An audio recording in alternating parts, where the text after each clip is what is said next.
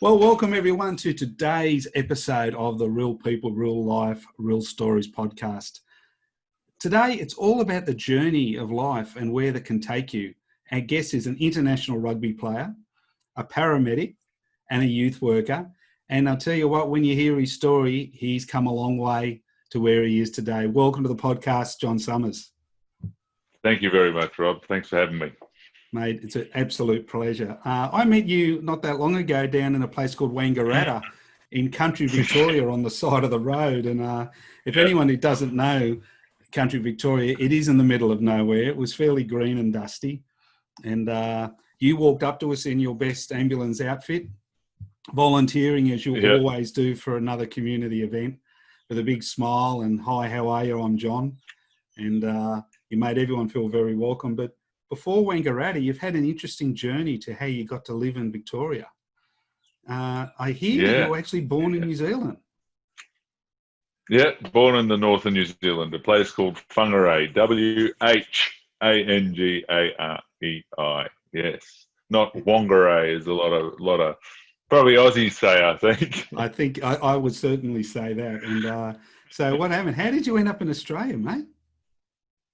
Well, Mum and Dad, they met in Whangarei, so and they ended up having my sister and I in the north there, and we left New Zealand probably. I think I remember doing some creche or preschool type stuff. So it was about 4, I think, a bit after 4 before we left Australia, Yes. And we were sort of following the nursing career of my mother, and we ended up in Western Australia. Wow. All the way from the north of New Zealand, we end up getting dropped right in the middle of the Kimberleys. It was about 4 hours. Now, I was only young, but I'm pretty sure it was like a 4-hour drive inland from Derby. Now, anyone who doesn't know Western Australia, once you get about an hour out of Perth, there's nothing. So 4 hours out of Perth, there's nothing of nothing, I gather. Oh, yeah. Well, if you go right up to the top of Western Australia, where Derby is, and then go inland, there's even less. And the town that we lived in had like 9 families, and I think there was only a heap of kids. And the actual school that I went to first had only one teacher. Yep. Who was the principal, teacher, groundsman, did everything, and our class was year 1 to 12. So you graduated really quick. I graduated. So I think pretty much the government didn't think that was feasible financially. So during our time out there, they actually closed that school, and my sister and I were absorbed into the Luma Aboriginal community school there. So you got this little blonde girl, and me in this community school. It was interesting. We were playing with all the animals and all the wildlife, and it was an experience. That would have been an education that would be very different to normal. Oh, yes, yeah. I still remember, even though I was so young, 4 or 5 years old, and my sister does too, the vivid colours out there, like the red dust, the storms were just amazing. I can close my eyes and still hear the raindrops like like hailstones hitting the roof. They were just big raindrops, and I remember one time waking up one night and I heard this noise outside we had a 2-story house. Yeah. And I remember hearing this noise outside. I'm like, what's that? And it's dark, but there's no street lights, but the moon was out. And it was like there was street lights. It was that bright. Anyway, so I sneak out and I come down the stairs and I walk around the corner and I'm face to face with this massive bull which had made its way into our yard, and we sort of looked at each other and went, okay. I backed away and I went back to my room and he just trotted off. Deary me. So where'd you end up? Funny what you remember. Yeah. After there we again we moved. Mum got a matron's position with the Blackall Hospital. Now Blackall if you go directly, basically opposite to where we were, so we're talking about the middle of Queensland now, and probably 2,500 people in the town. And yeah, we lived on the hospital. Mum was the matron of the hospital, and we were there for about 7 years. I did my primary schooling, started year 2 there, and yeah, God, I can remember just running around chasing roos, playing rugby league. Just yeah, things could have been very different for me if I had stayed out in the Central West as a teen. I would have been playing league and not union. Yes. Last time I was in Blackall was about 3 years ago, and it was dust. It was in the middle of the drought then, and there was nothing there. It was a hard place to live. Yeah, it was tough. It was tough back then. A couple of big. I remember a couple of friends of mine in my school, in my class, and a couple of them had big properties, and we're talking 500,000 acres or hectares, whatever it was. It was just enormous. Yeah. And they didn't bother with any fences. They just put watering holes wherever they wanted the cows to go to, or the bulls or the sheep. So they didn't need fences at the outer rims. They just stuck watering holes because they knew they weren't going to go too far. That's how big these things were. You sound like a kid that would have struggled if you ever moved to the city. Oh, well, I tell you what, it was even back home in New Zealand, that was a relatively small country town as well. It's a little bigger now. And then I go to that small town in Western Australia, and now this small town in Blackall. So I don't know, maybe I was just on the move and I was just progressing through. Because I ended up in Brizzy and I never looked back, really. Yeah. So what did you finish your school in Brizzy, or did you just go there to play rugby? I ended up actually, there's a funny thing. When I was younger, I was probably about 7 or 8 years old, playing league in Blackall, and I was forever in pain. I was in my knees, my hips, my ankles, just the joints were just in so much pain. And anyway, we went and saw a specialist. Yeah. And the specialist said, because I was growing faster than the average bear. Well, then excuse me for a second. Anyone that is listening to this, I mean, and who doesn't know John, he's about 6'10". He makes Tony Robbins look small. Keep going. Anyway, I was growing quite quickly, and I was a heavy lad. And anyway, the specialist just basically said, he goes, look, you're cracking all your growth plates because of the pounding, and I was just big. And so basically from that appointment, we end up at home, and Mum and Dad, great idea. I think it's the best thing they ever did for me. Yeah. They said, John, you're going to have to, the doctors have said, you either stop playing those types of sports, the rugby league, or they're going to have to do some things. And I remember them saying that they would have had to put me in a cast to try and slow my growth down, to try and allow for the healing of the growth plates. And they had the great idea to either stop that, or we can get you a motorbike. So I'm still riding today, and it was only what they call a Yamaha Ag 100, so it probably barely did 30 k's an hour, going full throttle. But we lived next to the golf course, and I took the motorbike, and I remember many times riding across the golf, because the golf course was actually, as you said, dust and dirt. Yeah.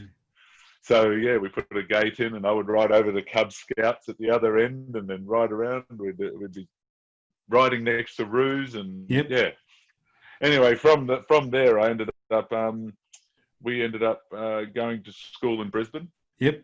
I did a schooling in Bald Hills at St. Paul's. And it was then that I got introduced to rugby union.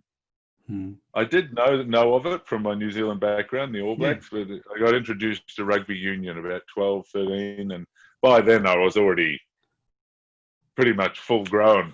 So we went back to the specialist. So the line-outs were good for you. Well, I was big, so I ended up lifting and doing all that sort of thing.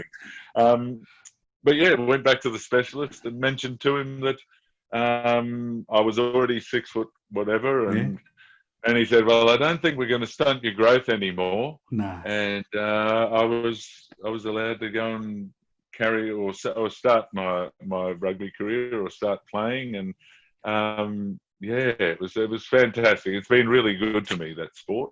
So did you, when you finished school, did you go to uni? Did you, you did get into playing rugby, but there was a little bit of a journey in that. I mean, you did end up becoming an international rugby player of some type in 3 countries, I believe you played. Yeah, I was lucky enough. Even had one in Wales at one stage, which was awesome. which was good, right on the border. But look, I ended up finishing school, and I had aspirations to be a physiotherapist. Yep. My marks didn't reflect what they needed to get into physiotherapy. Let me guess, John would have been a good student if he paid attention. I tell you what, I didn't handle the transition from year 10 to year 11 very well. Right. I didn't take it very seriously. So that exchange and the subjects that I'd chosen, like I chose some hard subjects. The thing is that transition, I didn't give it much credo, and that first semester in year 11 really hit my marks. Yep. So I ended up spending the next 3 semesters attempting to just gain some sort of ground or some. But I ended up in the sort of middle of the road, and I ended up getting into a Bachelor of Science down at University of New England in New South Wales. And basically, I got there, and the freedom, and it was going to cost a fortune if I had stayed there. So I came back after the first term, and I remember sitting Mum and Dad down, and I said, "Look, this is going to cost a lot if I stay at the university." And Dad goes, "Well, what do you want to do?" And I said, "Look, I think I need to. This is not right for me now. I think I need to find an apprenticeship." And at that stage, I didn't know what it was going to be. So I basically spent the next 2 weeks just scouring every part. And back then it was paper. Yes. The internet wasn't really the biggest deal, and the phones and all that sort of thing. And so I ended up getting a gig. I ended up getting one of those. I did have to go back to university, and I do remember standing outside a chemistry exam, which I had not studied for, because I was hoping, in the hope that I would get a gig. I remember wandering around and calling Dad on the payphone and going, "Oh, have I got the job?" And he goes, "No." So I ended up ringing him about 3 times, and I got the gig. Awesome. So I walked straight past the chemistry exam and left the university. Never to be seen again. Never to be seen again. Well, not until I did my paramedic. So yeah, that's true. So how did you end up playing rugby overseas, if you've now become an electrician? Yeah, well, I ended up doing so even that first electrical job, I ended up leaving that because it wasn't going to give me the full electrical ticket. So I moved on to what place they called Q-Build, and worked in the city. And I actually finished my apprenticeship a few months early with view to getting over to New Zealand. Yep. So I decided I wanted to go back to New Zealand and play there. And everyone's got aspirations of playing for the All Blacks and playing like Super Rugby and stuff. So I moved over there in the hope to play for Northland. Yes. The provincial team up there, and it was actually because of my dad being Scottish, I'm eligible for a European passport, a UK passport. So basically, during that season, one of the managers, whose son knew someone in the middle of France somewhere, as it always works, they needed a back row or a lock. And with a British passport, because you're only allowed 2 imports on the field in the game over there. And an import is someone who is not UK or got a European passport. So I think that team had like 6 or 7 Kiwis on it and a couple of Aussies, but they all had European passports. So not a Frenchman between us, but there were a heap of them coming over there. And I ended up getting my passport and making my way over to France for my first Wow. introduction over there. That was fun. I'm still good friends with a few of them that were over there at the same time. Yeah. And then from there, back and forwards to New Zealand, I ended up in London and Bedford and Reading and in the UK and up in Scotland. And yeah. So before we fast forward a few years to when you come back, yeah, if you look up to that point, what had life taught you so far? I think for me, I'd always sort of, I guess I'd made good, quick decisions, and they seemed to be informed. And I guess to some people, I looked a bit erratic or just like, oh, well, just give it a go. But I was like that chance to go to France. I went, well, geez, I'm 20 something years old. Let's just go. Even the making the decision from the university. Yep. To be able to go, all right, this is not for me, instead of plugging it out for another 4 years and costing me however much. Yeah. I want to do. So I guess to make good informed decisions is probably a good lesson that I'd learned. Yeah, they say people who procrastinate really are just making a decision not to make decisions. That's pretty much right. That's what I tell people when I'm coaching them, and who procrastinate, and they hate it when you say it to them, but you've caught them out. That's right. You had an amazing journey then, and now fast forward. We heard before about how your mum was a nurse. Yeah. How is that what inspired you to get into be a paramedic? Yeah, I think mum and dad looked after us very well, and mum's nursing, I think, was. Dad was a tradesman, and so I ended up in a trade, not the same one as him. He was a fitter, turner, boilermaker. And mum, the nurse side of things, I've always been into helping and just being involved with people. Yep. And for some reason, the nursing, whilst it was what helped my decision, it didn't really connect with me completely. I really have trouble with being caged up and cooped up. Yes. I like, even on the electrical, I like being out and about. I like using my hands. And on the ambulance as well is the same thing. My office is mobile. So it's just, I think that was one of the things. The nursing wasn't it, and the hospital wasn't it for me. And while I was playing rugby away, I did run into some paramedics, and I saw the ambulance, and I thought, oh, maybe I might stay in the UK and actually do my paramedics there. But I was ready. I was ready to come home, and I ended up coming back to University of WA and playing rugby in Western Australia, of all places, again down in Perth. Yeah. But it was after I arrived there that I saw in the paper that St John Ambulance in WA were looking for paramedics. Yep. So, all right, well, I'm in. And I just dove in again. I did my stat test, the mature age entry into the university. And at that stage, I'd actually picked up some offshore work as an electrician as well. So I was doing some short gigs away. And I remember that first year at university, I had to basically squeeze my 8 units into that second semester because to catch up with my group, because I was working away, which was going to pay for my So it was a full-on time.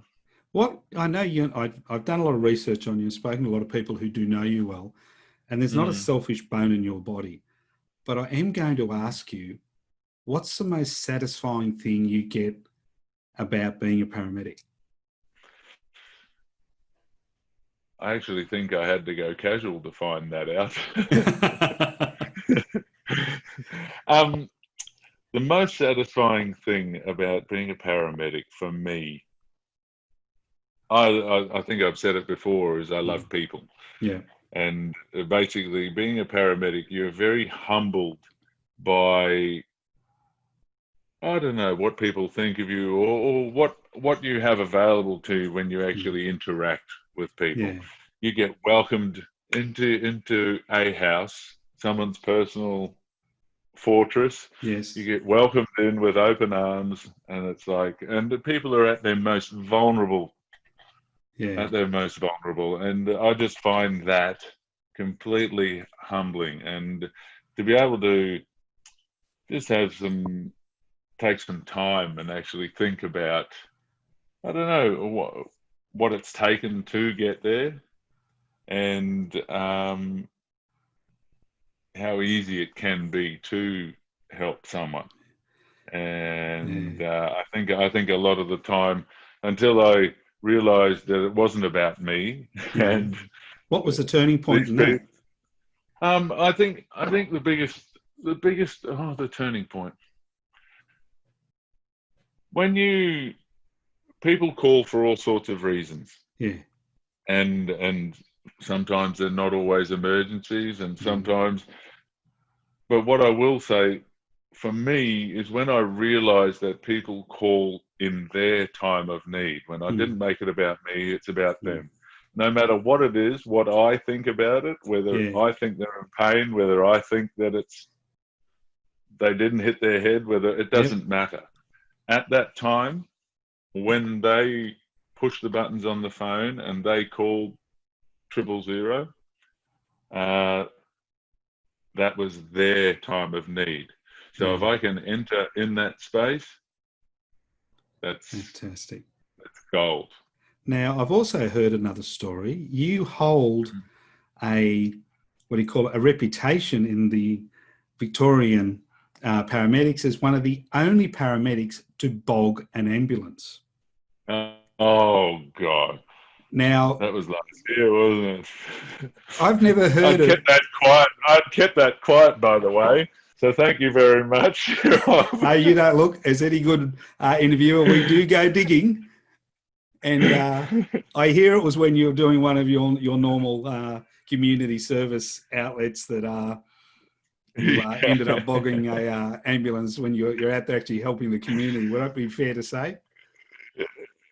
Yeah. That was it. We'll take that. We'll do that. I'm glad we had someone there to help us out of that big hole. That you dug yourself into. Yeah, that's exactly right. Completely my fault, and completely inexperienced in the art of four-wheel driving. Especially in an ambulance that's not built for it. Oh, well, there's always a gurney and a place to go and wash it before the boss sees it back. That's it. Another thing that you're very proud of, and you're quite quiet about, in a good way, is your passion for youth and youth work. Where were you introduced to that first, and how has that affected your life? Well, that came from it's quite a recent change for me, or realization. That was in 2016. So I ended up at an event. So we're back to it with big old Tony Robbins. So my first event was 2002, while I was playing rugby in England, and someone gave me a ticket, and that event in itself, like, I didn't know what to expect. I walked on fire. I stopped drinking the first night, all that sort of thing. It was huge. And anyway, over the next 15 years, basically, so my next event wasn't until 2016. And I was going to the US, and I just realized, I went, right, I got to get back into me. Yeah. And I thought, I want to do another event. So I get on the computer and I find out that, okay, the only event available to me during my trip in the US is Leadership Academy, which is actually meant to be the last in a long line of events. So you can actually piece all the pieces together. Anyway, I remember calling up the salesperson and saying, hey, look, I've done Unleash the Power Within, and I've done it 15 years ago. I want to know, am I able to do Leadership Academy this year, because it's the only one available to me? And she goes, what do you mean? Of course you can. What's your credit card number? So anyway, I bought the ticket and I ended up flying from Australia to San Francisco, spent a Yep. week there, went to San Diego, and the actual, I've met one of my good mates as well at that San Diego event. Yep. And it was day one. And I remember Joseph McClendon Smith. Yes. Up on Yes. stage. Yep. Joseph Amazing guy. McClendon, Totally amazing guy. He was just talking about your purpose, and I tell you, it was like a lightning bolt or a punch in the solar plexus, because I'm standing there and I've got to work with kids, I've got to work with youth. So right in that moment, I'd started creating in my little head this person that I would want as a kid. Yep. As my role model, as my mentor. So I've started creating that. By the end of the night, Joseph's talking about that pain, that angst, that unsettledness, that hurt. He goes, that's that gap between where you're living and where you're aspiring to be. Yeah. So I've just basically, I didn't like where I was. Yep. And then I'd started creating this person for the youth who's up here, and I'm like, oh wow. So that was like another sucker punch. I'm like, wow, all right, I got to close this gap. Yeah. And so basically from that point, it just so happened the trainer in my team was an Aussie. Yeah. And I mentioned to her about the youth, and she goes, just so happens we've got another trainer here, and she runs an event called Magic Moments in Australia. And I went, wow, okay. So I end up coming back to Australia, and I give Sharon a call, and the rest is history. I've done the last 3 years. I literally this year I just ran because it's online. I just ran the online the men's breakout session where we talk about all that stuff about man.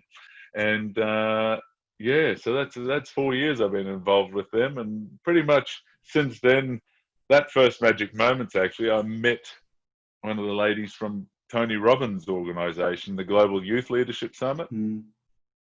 And that first day I went, oh, I'm thinking about going to GYLS.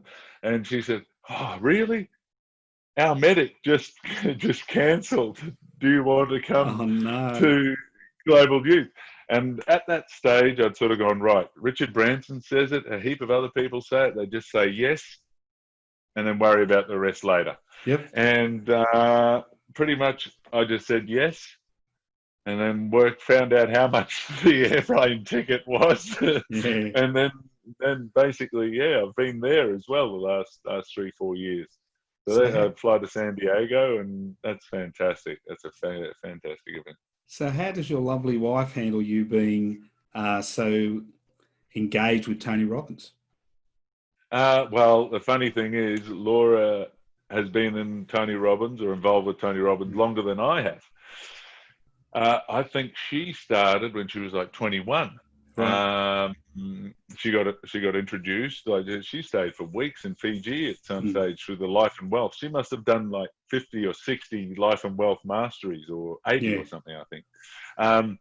But she actually works for the Robbins organisation now as one of their main room managers. So she runs the event and runs the room. And she's been doing the Fiji Life Masteries for the last couple of years, so that's how we met. We met at Unleash the Power Within in 2017 in Sydney, and it was through a woman I'd met at the youth event. Yes, who said, "Hey Laura, you need to get one of these hugs." And that was me. I was there with the youth leadership, with the group as well. So the rest is history. Here we are. You and I were talking before, and we actually worked out that we were at the same event in Sydney last year. And of course, we didn't know each other then. And I'll agree with you completely. If anyone is lost, or if anyone is looking for purpose, it is value for money like you'll never get. And it can change your life if you choose it. And I don't care what anyone says. I've recommended a lot of people to go because it changed me. and continuing to change because of it. And it's an amazing journey he puts you on. And I think it comes down to the people, Rob, as well. Like, you meet such a wide and diverse group of people. One of the kids that I met 3 years ago, he's now 18. Yep. I'm helping him with view to becoming a professional European football player. Awesome. Now, a lot of people... But it's just those connections. Oh, man, it is awesome. A lot of people also would know your face as Fertility Man. Infertility Man. Infertility Man, sorry. Infertility. Yes. We are infertility. You and your wife are on another journey there, as we call it. Yeah. How's that going with the whole IVF? And from a male's point of view, how do you handle something like that when it's basically out of your control, but you're doing everything you possibly can to make something happen? Yeah, I think it makes it extra tougher when you know it's because of my history that we've ended up, that poor Laura's had to go through all these egg retrievals. And in saying that, my cancer in 2011 brought us to, and obviously we met in 2017, and it was fast. Like, we've basically been together a few years, but I guess when you get to our age, you sort of know what you know, and you know what you want. And I remember that first date very clear, where she said where she was talking about kids and the fact she's got 9 siblings. And I basically blurted out, I can't have kids. And she said the most simple question. She just said, well, is that true? And that basically set me off on a whole journey of discovery. First and foremost, finding doctors, and actually realizing that my doctor back then didn't tell me that I couldn't have kids. What he would have said, because he's a good doctor, he would have said, you're going to have to look at other ways to have kids. So I'm very lucky. Laura's a machine. She is just I couldn't even do what she's doing. I think most males look at females and go, wow, you know they're amazing.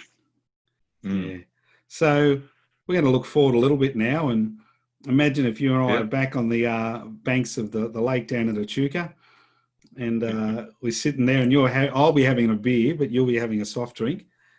There's, say, 4 spots left at the lunch table.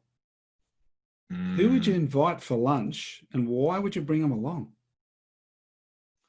Well, that's an interesting one. Love Tony Robbins, but I'm sorry he wouldn't get a seat at my table in this instance. Obviously, Laura aside. Yes. I like Byron Katie. And if you haven't heard of her, she does something called The Work. 4 simple questions that allow you to go deep and really find answers quickly and easily. I think the other lady would be Brené Brown. Okay. Brené Brown. She's what does she call herself? A shame consultant or something, or researcher or whatever she got. But with her, I find the vulnerability aspect huge. And that female aspect, I find their approach is very genuine and very connection based. Who did I say my next one? I think Richie Mccall, purely because he's just the ultimate All Black, and he is the epitome of a sports role model. Did well at school, did well at sport, even in his career. He's always given back. And geez, I had one more there, and it's just escaped me. Are you able to remind me at all, Rob? No, buddy. We always do these podcasts without a safety net, but without a safety net. Look, I don't use notes apart from what we talk about. No. I would say Tim Ferriss is an interesting one. Yeah, now he is interesting. Yeah, I've got a couple of Tim his Ferriss. books over my shoulder here, and they're different. And he's a different aspect on business. And I think for him, it's always been for him. Like he hasn't been the best. He hasn't been the most applauded sportsman or whatever. But he's just given it a go, and he's learnt skills. He's taken on skills that he didn't know. Yeah. And he's just run with it. But what he did do, actually, in saying that, is he modelled people that actually do the skills to a higher level. Is that something that actually helped him? Yeah. Mate, is that something you'd tell a 20-year-old John if you met him in the street? That is, I think for me, if I was going to run into myself down however many years ago, I would literally say, put yourself around people that are doing what you want to do, are what you want to be, and then just do your utmost to just copy them. Practice makes permanent. I know that I've sometimes, when I've been around people, it's taken me a little while to work out, you know what, these aren't the people I want to be around. And it is, I would say, would you agree that is a hard decision to say, well, you know what, these people aren't the right influence on me, and I really, if I want to achieve what I want to achieve, I've got to sometimes cut loose? Yeah, I think that's the case. I think you do, and sometimes it's not even you cutting them loose. Hey, Rob, it's just a matter of you just staying in your lane and not deviating. And if people want to stay with you, or they go, oh, hang on, John's doing something different, or Rob's doing something different, I would like to do that. If they want to keep doing the same, then that's okay. Keep doing your thing, but it's really important that you do you, and do it well, and then you'll attract all the people that that are going to just help you make a difference or help you be better. Well, John, it's been an absolute pleasure talking to you today. You're one of the most humble people I've met. You have a heart the size of the Kimberleys. Thanks, mate, Rob.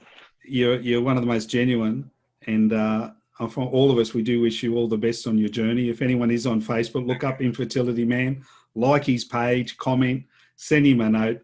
I know that he'll appreciate it. And we'll catch you next time. The next time we have an interview, mate, when you're going to come and bring us some good news. Yes, I appreciate that, mate. Fingers are crossed. Toes, legs. You take care, buddy. Bye-bye. Take care.